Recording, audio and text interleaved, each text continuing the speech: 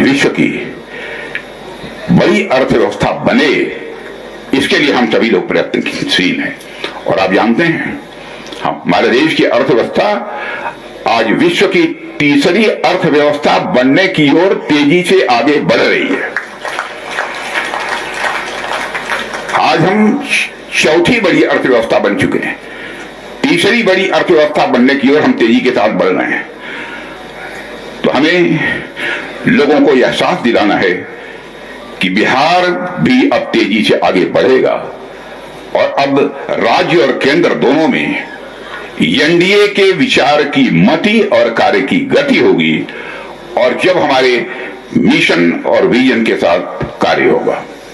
चौथा, हमारे कार्यकर्ताओं को मोदी मिशन का वाहक बनाइए, यह मैं आपसे निवेदन करने आया हूं। हमारी सरकार की उपलब्धियां हैं और मोदी जी की लोकप्रियता अभूतपूर्व है, लेकिन अब हमें इन उपलब्धियों की कहानी हर घर तक पहुंचाना है। हर गली तक नहीं है, हर घर तक हमको पहुंचाना है। हर कार्यकर्ता को इस सरकार के 11 साल की कहानी, जो कि जन सेवा और राष्ट्र निर्माण की कहानी है मेरे साथियों, उसे घर घर तक पहुंचाना होगा। और 2024 का जनादेश हमारे साथ था। अब 2025 में बिहार की जनता के सामने हमारी सरकार के काम और भाजपा के विचार को पूरी स्पष्टता से रखने का यह समय है। साथियों, पांचवी बात, विपक्ष के द्वारा अलग अलग प्रचार किए जाएंगे, झूठी अफवाहें फैलाई जाएंगी। तो विपक्ष की झूठी बातें और भ्रम फैलाने की राजनीति को तथ्यों और तथ्यों के साथ जवाब दीजिए, और जवाब दीजिए तो आत्मविश्वास के साथ जवाब दीजिए। हमें यह भावना घर घर तक पहुंचानी है कि बिहार पिछड़ा नहीं है, बल्कि बिहार को पिछड़ा बनाया गया है, इसलिए यह बिहार जो है पीछे रह गया है। साथियों, आरजेडी और कांग्रेस फिर से विभाजन की राजनीति को हवा देंगे, यह मानकर चलिए। जातियों में बांटेंगे, वर्गों में लोगों को बांटेंगे, लेकिन हम विकास और विश्वास की राजनीति करते हैं। इसलिए जब विपक्ष नफरत की राजनीति की बात करे तो उसका जवाब और कुछ नहीं हो सकता, वह सेवा की राजनीति है, हो सकती है। उसी सेवा की राजनीति से ही उसका जवाब देना है। और जब ये बिहार को पीछे धकेलने वाली बात करें तो हम उज्जवल भविष्य का रोड मैप बताएंगे, कैसे हम बिहार को हम आगे बढ़ाएंगे। जब वो विभाजन की राजनीति करें तो हम लोगों को जोड़ने वाली बात करनी है, और जब वो बिहार के लोगों को मुद्दों से भटकाएं, हम शिक्षित बिहार की बात करें, हम लोगों को बताएं कि आत्मनिर्भर बिहार कैसे बनेगा। और मैं कह सकता हूं कि एनडीए के शासनकाल में इस बिहार में मेरे दोस्तों उल्लेखनीय प्रगति हुई है। हमारे प्रस्ताव जिन मित्रों ने रखे थे, उन्होंने आंकड़े भी आपको दिए हैं कि 2005 में प्रति व्यक्ति कितनी आमदनी थी इस बिहार की, और आज वह बढ़कर कितनी पहुंच गई है, लगभग 3.5 लाख करोड़ के आसपास पहुंच गई है। यह कोई छोटी उपलब्धि नहीं है। बजट भी, उसकी भी यहां चर्चा हुई है, जो 2004-05 में अप्रोक्सीमेटली 23,885 करोड़ था, आज 3.7 लाख करोड़ तक पहुंच गया है। साथियों, हमें लोगों तक यह भी संदेश पहुंचाना है, कोऑपरेटिव फेडरलिज्म के साथ कार्य करते हुए केंद्र सरकार और राज्य सरकार ने हर क्षेत्र में नई ऊंचाइयां हासिल की हैं। और यदि अब आप लोगों से आप करेंगे तो लोग आपसे तर्क नहीं पूछेंगे, बल्कि आपकी बातों का बस समर्थन करेंगे। केवल आपको उनको याद दिलाना है। साथियों, इस वर्ष अप्रैल में प्रधानमंत्री मोदी जी ने राष्ट्रीय पंचायती राज दिवस के अवसर पर बिहार की मधुबनी में 13,480 करोड़ रुपए से अधिक के विकास कार्यों का शुभारंभ किया है। और पिछले महीने ही विकास की इस यात्रा को आगे बढ़ाने के लिए 5,736 करोड़ की 22 परियोजनाओं की सौगात भी उन्होंने बिहार को दी है। साथियों, आप सभी को पता है कि मखाना को जीआई टैग दिया गया है। यह कोई सामान्य उपलब्धि नहीं है, मखाना को जीआई टैग दिया गया है।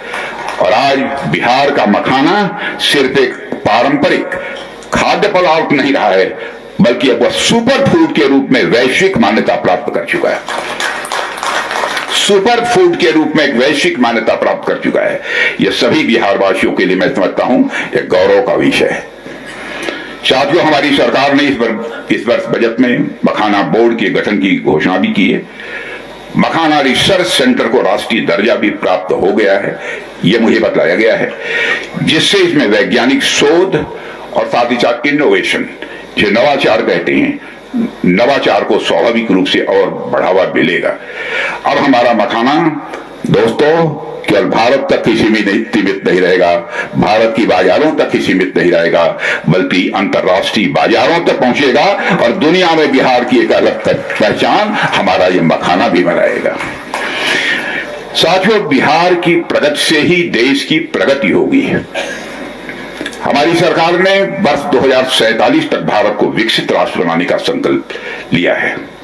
मेरा विश्वास है कि विकसित भारत का मार्ग प्रशस्त यदि होगा तो विकसित बिहार से ही वह मार्ग प्रशस्त होगा। और साथियों, प्रधानमंत्री जी के मार्गदर्शन और मजबूत नेतृत्व में तथा हमारे बिहार के मुख्यमंत्री श्री नीतीश कुमार जी के कुशल नेतृत्व में हम सभी को विकसित भारत और विकसित बिहार के संकल्प की सिद्धि को प्राप्त करना है। इसके लिए पूरी ताकत हम लोगों को लगानी पड़ेगी। हमें लोगों को यकीन दिलाना है कि कोई पार्टी बिहार को उसके गौरवपूर्ण इतिहास की तरह गौरवमय उज्जवल भविष्य दे सकती है तो केवल और केवल पार्टी भारतीय जनता पार्टी है। केवल और केवल गठबंधन यदि कोई है तो एनडीए है। साथियों, जब आजादी से पहले श्री सच्चिदानंद जी सिन्हा के नेतृत्व में बिहार के युवा बुद्धिजीवियों ने अलग राज्य की मांग की थी, मैं आपको याद दिलाना चाहता हूं, तो उस समय सारे युवा बुद्धिजीवियों के मन मस्तिष्क में एक उम्मीद थी। वो उम्मीद थी कि इस रत्न गर्भा भूमि के खजाने से एक समृद्ध और खुशहाल बिहार बनेगा। साथियों, जब स्वामी सहजानंद सरस्वती ने छोटे से गांव बिहटा से किसान आंदोलन की जब उन्होंने शुरुआत की थी, जब केबी सहाय खून से सनी पट्टियों को साफ जमींदारी उन्मूलन का प्रस्ताव लेकर बिहार की विधानसभा में खड़े हुए थे, जब राहुल सांकृत्यायन और कार्यानंद शर्मा जैसे सेनानी परमानेंट सेटलमेंट जैसी व्यवस्था को हिलाकर रख देने निकले थे, तब बिहार में उम्मीद थी और यहाँ के लोग भविष्य के प्रति आश्वस्त थे। बिहार भारत के सुनहरे भविष्य की, मेरे साथियों, एक प्रयोगशाला थी।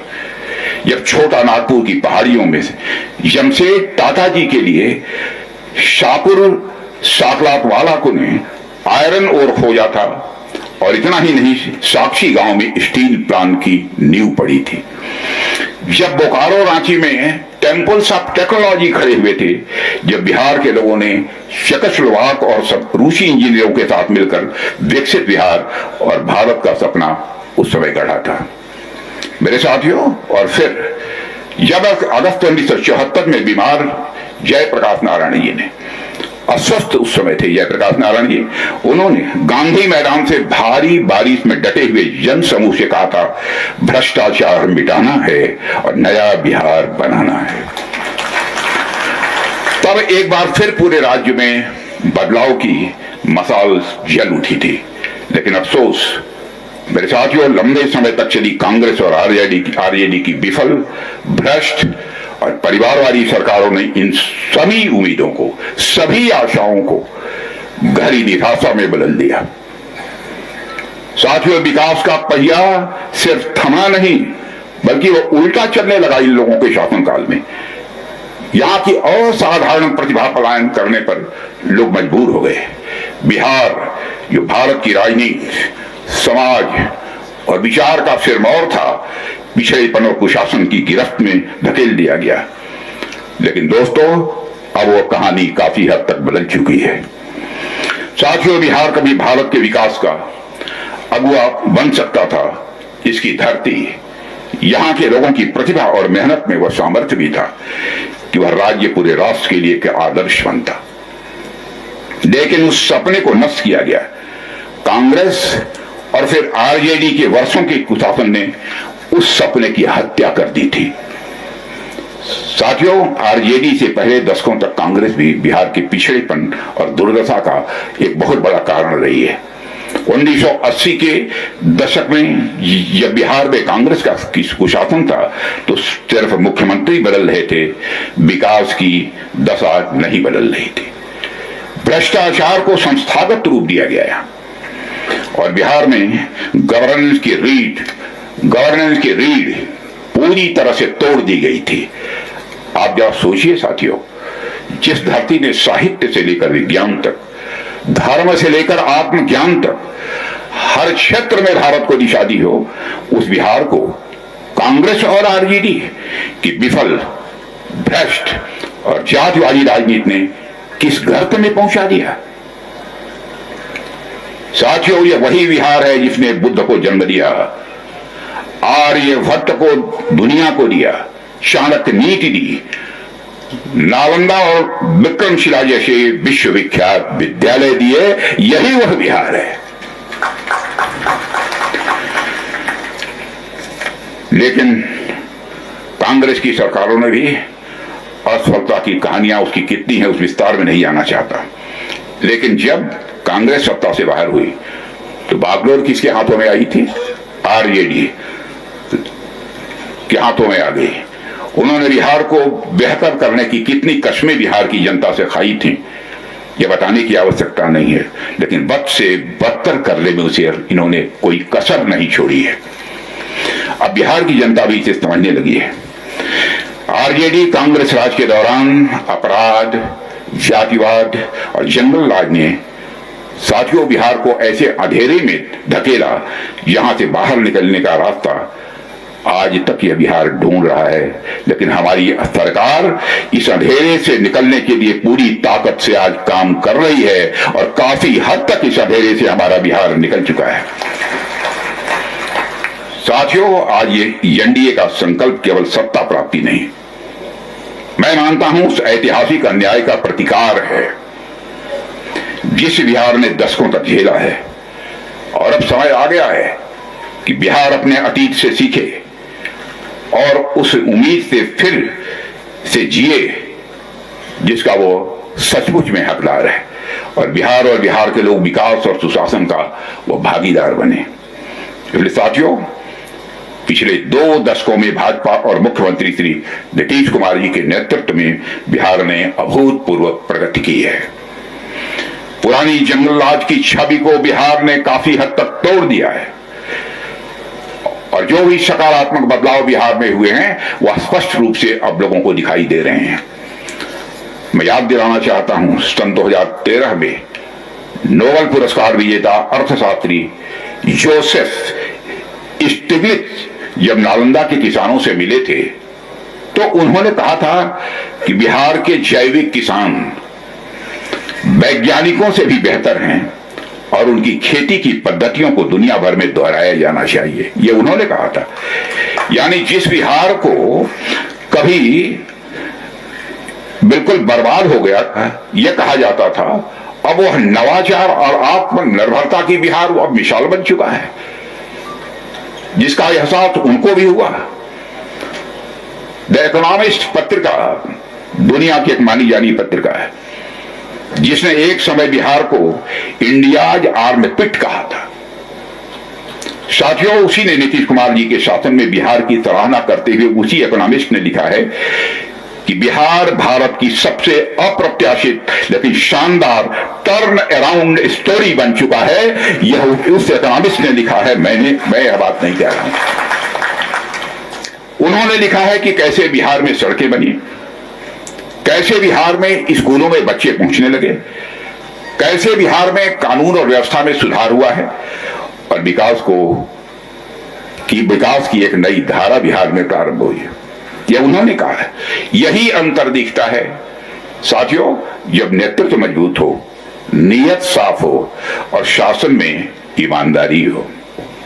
मैं दावे के साथ कह सकता हूं कि हमारे चाहे बिहार के मुख्यमंत्री हों, चाहे हमारे उप मुख्यमंत्री हों, चाहे हमारे मंत्री हों, कोई मां का लाल उंगली उठाकर नहीं कह सकता कि उनके दामन पर कोई भ्रष्टाचार की दाग लगी हुई है। इसलिए मेरा पूरा विश्वास है कि वही बिहार जिसे दुनिया कभी हिकावत से देखती थी, आज वह प्रेरणा बन सकता है और बन रहा है। साथियों, लालू जी कहते थे कि उन्होंने बिहार को स्वर्ग नहीं स्वर दिया है। याद होगा आपको, उन्होंने कहा स्वर्ग नहीं स्वर्ग दिया है। लेकिन वह साथियों, यह सच है कि उन्होंने बिहार को न स्वर्ग दिया, न स्वर दिया और न बिहार को स्वाभिमान दिया। बस दिया यदि लालू जी ने तो डर दिया, भ्रष्टाचार दिया और दबंगों का राज दिया। जिस दौर में शिक्षा की जगह जाति का कार्ड चलता था, नौकरी की जगह टिकट और ठेका मचता था, उस दौर को क्या स्वर्ग कहेंगे आप? साथियों, स्वर्ग तो तब आता है जब हर वर्ग, हर तबका बोले। लेकिन लालू जी के राज में बोलने का हक बस कुछ बाहुबलियों और उनके दरबारी अफसरों का ही था, और कोई बोलने की हिम्मत नहीं कर सकता था। गरीब, पिछड़ा, दलित, सबकी आवाज को कुचलकर सत्ता को अपनी संपत्ति बना लिया गया। उस समय को याद कीजिए जब किडनैपिंग केस में सेटलमेंट किसी सरकारी घर में हुआ करते थे। अब नाम नहीं लेना चाहता।